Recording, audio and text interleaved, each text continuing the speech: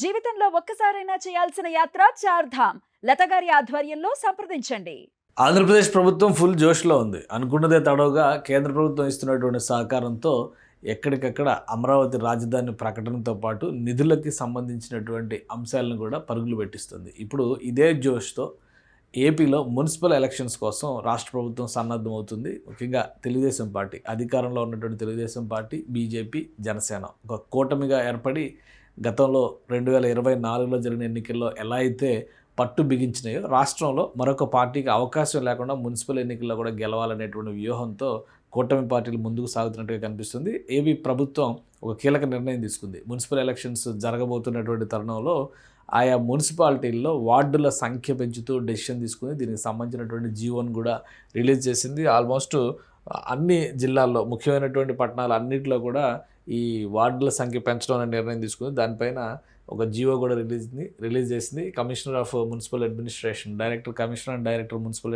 Administration release చేసినటువంటి GO ప్రకారం ఒకసారి మనం చూస్తే ఈ మొత్తం విశాఖపట్నం మున్సిపల్ కార్పొరేషన్ దగ్గర నుంచి అన్ని ఉన్నటువంటి వార్డులు ప్లస్ పెంచుతున్నటువంటి సంఖ్య, ఈ డేటా అంతా చూస్తే కనుక టాప్ 13 మున్సిపాలిటీలు, మున్సిపల్ కార్పొరేషన్స్ ముఖ్యంగా ఇవన్నీ కూడా కార్పొరేషన్స్ కింద కన్వర్ట్ అయ్యేవి కూడా ఉన్నాయి. ఇందులో కొత్తగా జాయిన్ అవుతున్నాయి అనమాట కార్పొరేషన్గా. బట్ ఓవరాల్గా వాటి నంబర్స్, డివిజన్స్ నంబర్స్ మొత్తాన్ని పెంచారు. వార్డుల సంఖ్య కింద మనం ట్రీట్ చేయాల్సి ఉంటుంది. అన్నిటికీ మించి విశాఖపట్నం అతిపెద్ద కార్పొరేషన్ కాబోతుంది.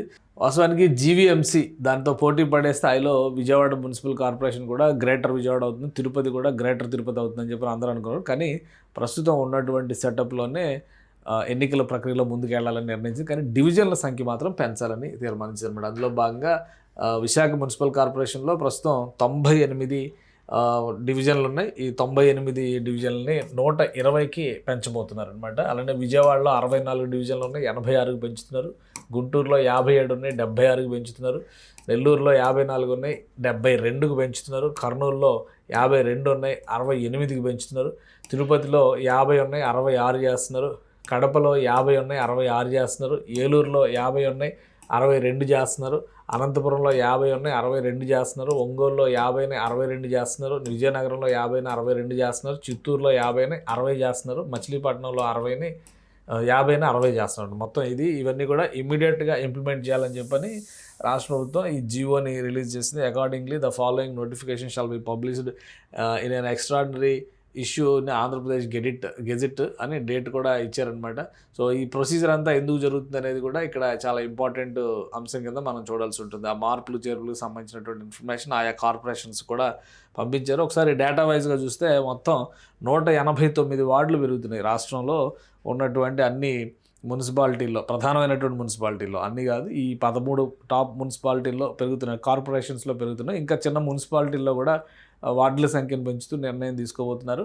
అవి కూడా త్వరలో చేస్తారనమాట. అంటే టాప్ 13 మున్సిపాలిటీస్ నంబర్ ఓవరాల్గా చూస్తే 673 ఉంది, అది 862కి పెరుగుతుంది. 189 డివిజన్లు పెరుగుతున్నాయి. సో డివిజన్లు పెరగడం అనేది కూటమిలో పార్టీలకు బాగా కలిసి వచ్చేటువంటి అంశం. పంపకాలకి, సీట్ల సర్దుబాటుకి ఒక ఈజీ వే అవుతుంది. ఎక్కువ మందికి అవకాశాలు వస్తాయి కాబట్టి ప్రతి చోట చూస్తే హైయెస్ట్ పెరిగినాయి విజయవాడ, విశాఖపట్నం. ఈ 2 చోట్ల 22 డివిజన్లను పెంచుతున్నారు. ఆల్రెడీ ఎగ్జిస్టెడ్ డివిజన్స్ కాకుండా 22 చొప్పున డివిజన్లు పెంచుతున్నారు. ఎందుకంటే అక్కడ జనాభా కూడా బాగా పెరిగింది కాబట్టి ఈ మధ్యకాలంలో.